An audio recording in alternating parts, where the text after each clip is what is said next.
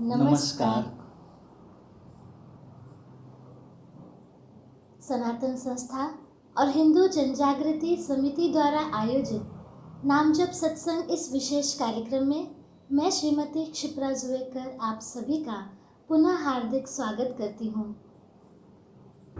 यहाँ के स्थान देवता, वास्तु देवता और भगवान श्री कृष्ण जी के चरणों में प्रार्थना करते हैं कि आज का ये सत्संग निर्विघ्न रूप से संपन्न हो।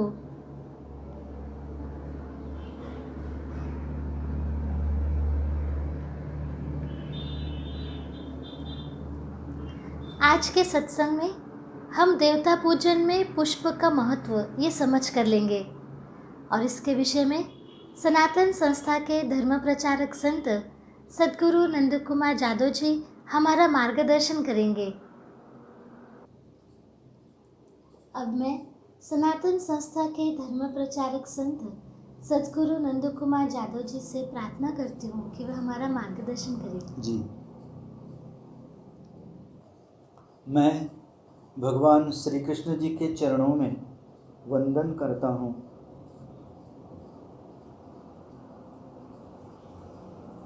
आपसे भी अनुरोध है कि आप अपने इष्ट देवता, उपास्य देवता अथवा कुल देवता से प्रार्थना करें कि आज का ये कार्यक्रम हम निर्विघ्न रूप से सुन पाएँ। आज हम सत्संग में पुष्प का आध्यात्म शास्त्र समझ कर लेंगे।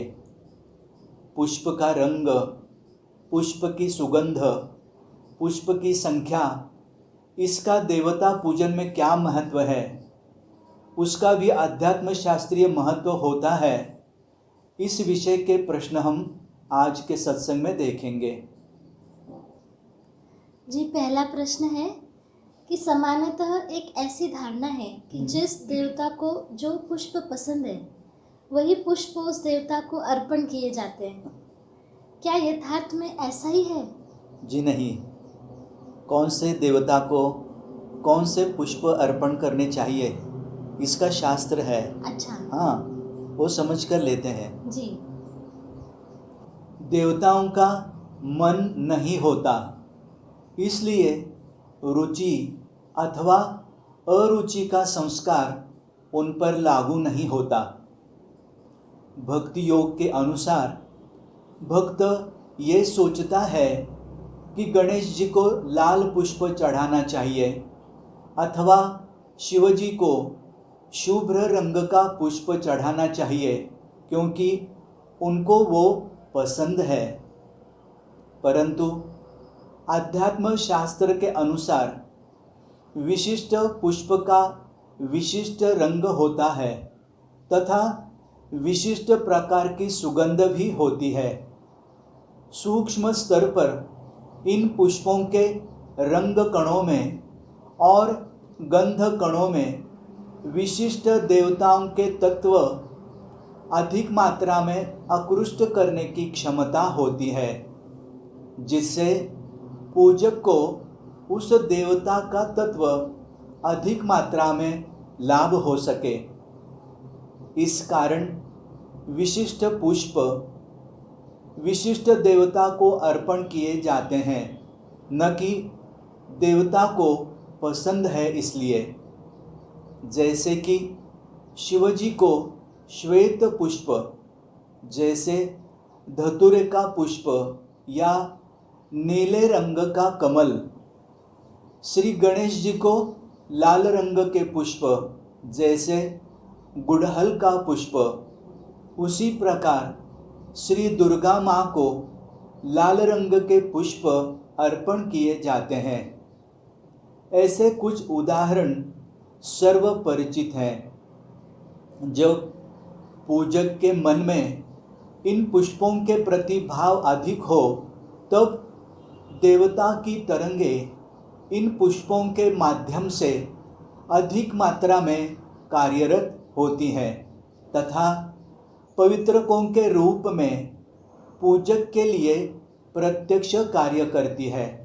इसलिए पुष्पों के प्रति भाव रखकर अधिक आध्यात्मिक लाभ मिले, इस दृष्टि से हम प्रयास करेंगे। जी, आगे का प्रश्न है, ऐसा कहा जाता है कि सूखे पुष्प देवता को अर्पण नहीं करने चाहिए। इसके पीछे भी कुछ अध्यात्म शास्त्रीय कारण है क्या? हाँ है, इसके पीछे भी अध्यात्म शास्त्रीय कारण है। जी। वो समझ कर लेते हैं। जी। धर्मशास्त्र में बताए अनुसार देवता को योग्य वस्तुएं उचित रूप में अर्पण करनी चाहिए। इसमें पुष्प भी अपवाद नहीं होते। इसलिए सूखे अथवा कीड़े लगे पुष्प से देवता पूजन करना निषिद्ध माना गया है। अध्यात्म शास्त्र के अनुसार इसके दो कारण हैं। पहला कारण यह है कि अर्पण की गई वस्तु को देवता सूक्ष्म रूप से ग्रहण करते हैं और तत्पश्चात प्रसन्न होकर आशीर्वाद देते हैं। इसलिए हमें देवता को जो अर्पण करना है वो सदैव सर्वोत्तम ही होना चाहिए। दूसरा कारण यह है कि पुष्पों के सूखने से अथवा उनमें कीड़े लगने से उनकी देवता से प्रक्षेपित तत्व तरंगे और सात्विक तरंगे ग्रहण करने की क्षमता एवं प्रक्षेपित करने की क्षमता घट जाती है। इसलिए देवताओं को सूखे पुष्प अर्पण नहीं करने चाहिए। जी, सद्गुरु जादव जी, क्या एक बार चढ़ाया अर्थात बासी पुष्प भी देवता को चढ़ाना निषिद्ध है? हाँ जी, निषिद्ध है। उसका भी शास्त्र है, उसका भी कारण है। वो कारण हम समझ कर लेते हैं। जी। इसमें एक और महत्वपूर्ण बात यह है कि इसके साथ ही एक बार देवता को चढ़ाया गया पुष्प अर्थात निर्माल्य और बासी हो चुका पुष्प देवता को चढ़ाना निषिद्ध माना गया है। इसका शास्त्रभूत आधार यह है कि पुष्प का उपयोग उसके गंध की अपेक्षा रंग के कारण अधिक किया जाता है।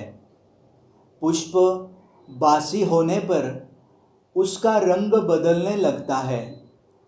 जैसे जैसे रंग बदलता जाता है वैसे उसकी ओर देवताओं के तत्व तरंगों का आकृष्ट होना बंद हो जाता है।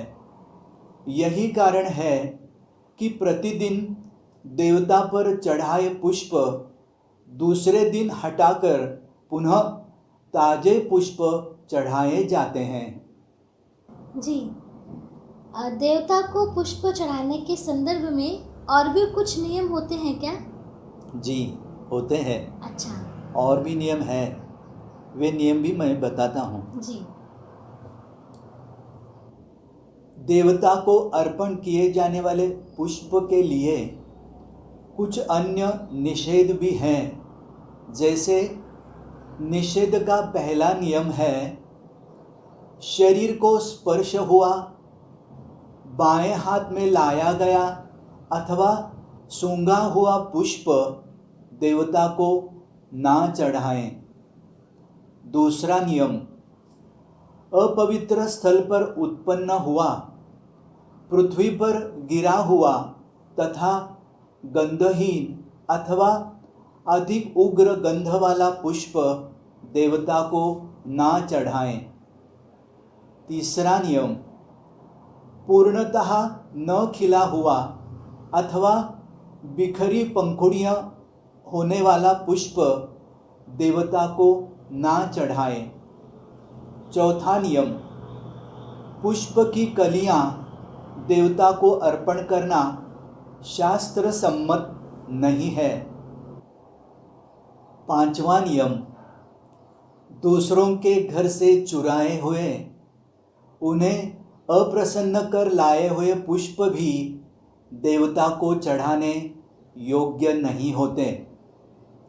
छठवां नियम, पहने हुए अधोवस्त्र में लाया गया अथवा आक और रेंड के पत्ते में रखकर लाया गया पुष्प देवता को चढ़ाना निषिद्ध है। 7वां नियम, जल में डुबोकर धोए पुष्प भी देवता पर चढ़ाना निषिद्ध है। ऐसे पुष्प देवता को अर्पण करना पूजक के लिए लाभदायी नहीं होता। इसके विपरीत ये पूजक के लिए हानिकारक हो सकता है। इसलिए शास्त्र में बताए अनुसार योग्य वस्तुएं योग्य स्वरूप में देवता को अर्पण करने से पूजक को देवता तत्वों का अधिक लाभ मिलता है और पूजा स्थल का वातावरण शुद्ध बनता है। तो इससे देवता को पुष्प चढ़ाने के नियम समझ में आए होंगे।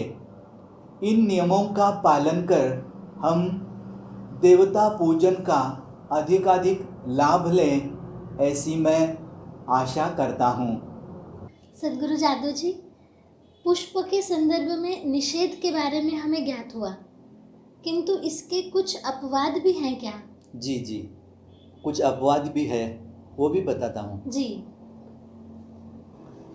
देवता को कलियां नहीं चढ़ाते, किंतु ये निषेध कमल पर लागू नहीं होता।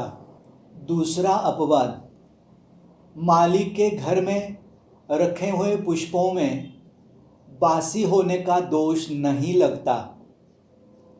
और तीसरा अपवाद, पुष्प को जल में डुबोकर नहीं धोते, किंतु जल से उनका प्रोक्षण कर सकते हैं। ये अपवाद है।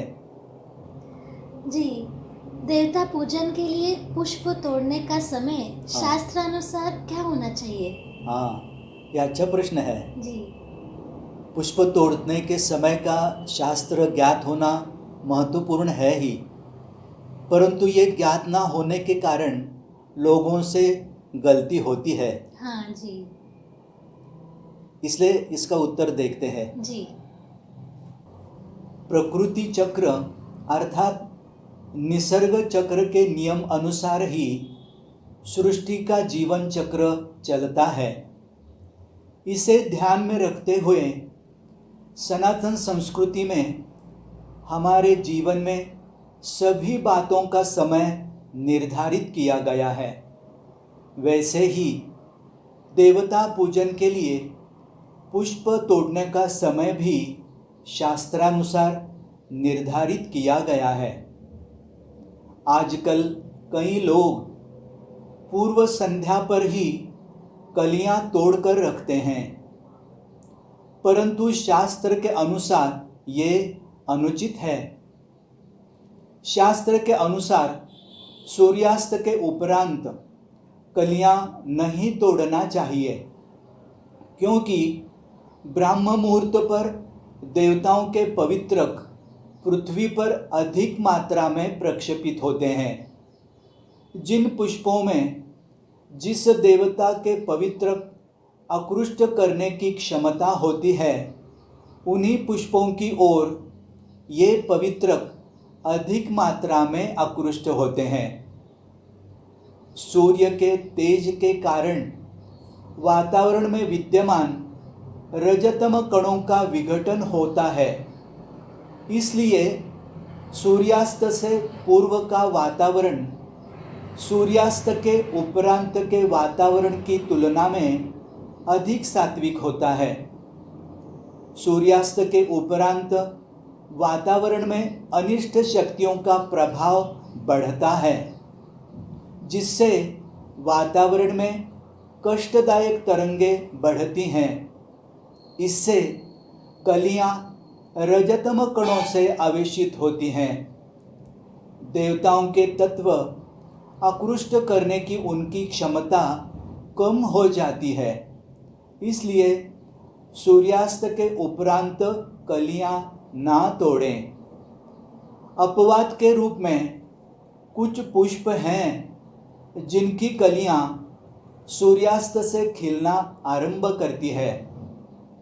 फिर भी देवता पूजन में उनका महत्व है, जैसे बेला, चमेली, रजनीगंधा इत्यादि। ये कलियां ब्रह्म मुहूर्त की आतुरता से प्रतीक्षा करती हैं, मानो देवता चरणों पर समर्पित होने के लिए वे आतुर हैं। इनकी सुगंध अन्य पुष्पों की तुलना में अधिक होती है। इस कारण देवताओं के तत्व इनकी ओर अधिक मात्रा में आकृष्ट होते हैं। इससे ध्यान में आया होगा कि अनुचित समय पर पुष्प नहीं तोड़ने चाहिए तथा नियमों का हमें पालन करना चाहिए। सदगुरु जादव जी, हाँ पुष्प तोड़ने संबंधी भी कोई शास्त्र ध्यान में रखना चाहिए क्या? हाँ, ये बहुत अच्छा प्रश्न पूछा है। पुष्प तोड़ने संबंधी भी हमारे हिंदू धर्म ने कितना गहन अध्ययन किया है, ये इससे ध्यान में आता है। जी बताता हूँ। हाँ जी। इसके कुछ सूत्र है, वो बताता हूँ। पहला सूत्र, बिना स्नान किए पुष्प ना तोड़ें। दूसरा सूत्र, जूते पहनकर पूजा हेतु पुष्प ना चुनें। तीसरा सूत्र, पुष्प तोड़ने से पहले जिस पौधे से पुष्प तोड़ना है उसके प्रति कृतज्ञता व्यक्त करें। चौथा सूत्र, पूजा विधि के लिए पुष्प तोड़ते समय पुष्प अर्पण करने का हेतु सफल हो ऐसी प्रार्थना करें। पांचवा सूत्र, पूजा के लिए जितने आवश्यक हैं उतने ही पुष्प तोड़ें। छठवां सूत्र, अपने इष्ट देवता का नाम जप करते हुए पुष्प तोड़ें। इन सूत्रों से हिंदू धर्म की गहनता भी ध्यान में आती है। जी, बहुत अच्छे सूत्र सीखने मिले। तो क्या अब अलग अलग देवताओं को अलग अलग प्रकार के फूल चढ़ाने के पीछे कोई अध्यात्म शास्त्रीय कारण है? जी, इसका भी आध्यात्म शास्त्रीय कारण है, वो बताता हूँ। जी शास्त्र बताता है कि विशिष्ट देवता को विशिष्ट पुष्प विशिष्ट संख्या में अर्पण करने चाहिए। जैसे श्री दुर्गा देवी को मोगरे के 1 अथवा 9 पुष्प अर्पण करें। श्री शिवजी को रजनीगंधा के 10 पुष्प अर्पण करें। श्री राम जी को जाही के 4 पुष्प अर्पण करें। हनुमान जी को चमेली के 5 पुष्प अर्पण करें तथा श्री कृष्ण को कृष्ण कमल के 3 पुष्प अर्पण करें। इससे हमारे धर्म की महानता ध्यान में आती है। ये सभी नियम ईश्वर ने बनाए हैं, इसलिए हमें ईश्वर की चरणों में सदैव कृतज्ञ ही रहना चाहिए। अब तक हमने पूजा सामग्री में ये महत्वपूर्ण घटक पुष्प के बारे में जानकारी ली है। इस सत्संग में जिन मुद्दों से हम अवगत हुए, आशा है पूजा करते समय उन पर अवश्य ध्यान देंगे और देवता पूजन उचित पद्धति से कर आध्यात्मिक लाभ उठाने का प्रयास करेंगे। अब हम नाम जप की प्रत्यक्ष कृति करेंगे। विज्ञान में तात्विक अर्थात थ्योरी के लिए अधिक अंक और प्रैक्टिकल अर्थात कृति के लिए कम अंक होते हैं, लेकिन अध्यात्म में तात्विक भाग को केवल 2% ही महत्व होता है और प्रत्यक्ष कृति अर्थात साधना के लिए 98% महत्व होता है। तो आइए हम भी इसी का अनुभव लेने का प्रयास करते हैं। अब हम नामजप की प्रत्यक्ष कृति करेंगे। नामजप करते समय अधिकांशतः मन में विचार आते हैं। मन का आलंबन अर्थात मन किसी सूत्र पर एकाग्र करने से विचार कम होते हैं और मन की एकाग्रता शीघ्र ही साध्य होती है।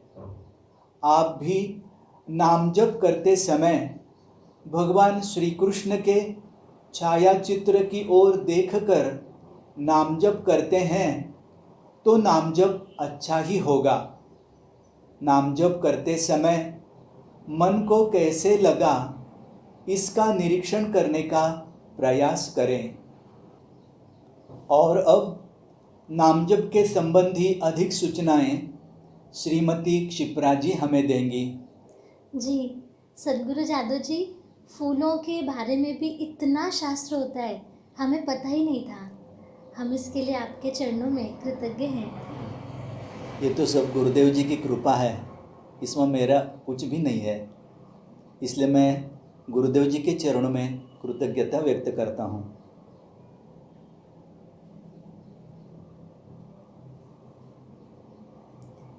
अब हम श्री कृष्ण जी का नाम जप ऑडियो के द्वारा लगाएंगे। इस ऑडियो की विशेषता है, सनातन संस्था की संत श्री चित्तशक्ति श्रीमती अंजलि गाडगिल जी ने ये सात्विक जप का उच्चारण किया है। यदि आपके उपास्य देवता अथवा कुल देवता अलग हैं और आपको उनका नाम जप करना हो तो आप कृपया ऑडियो म्यूट कर सकते हैं और नाम जप कर सकते हैं। आज प्रत्यक्ष संतों की वंदनीय उपस्थिति में हमें नाम जप करने का अवसर मिल रहा है, हम इसकी अनुभूति लेंगे। नाम जप का समय पूर्ण होने के बाद हम आपको सूचित करेंगे। किसी भी कार्य से पूर्व प्रार्थना करने से और कार्य पूरा होने के बाद कृतज्ञता व्यक्त करने से कार्य में आने वाली बाधाएं दूर होती हैं। इसलिए नाम जप का आरंभ करने से पूर्व अब हम अपने इष्ट देवता, कुल देवता या भगवान श्री कृष्ण जी के चरणों में प्रार्थना करेंगे। हमारा नाम जप भावपूर्ण और एकाग्रता से करवा लीजिए, ऐसी आपके चरणों में प्रार्थना है।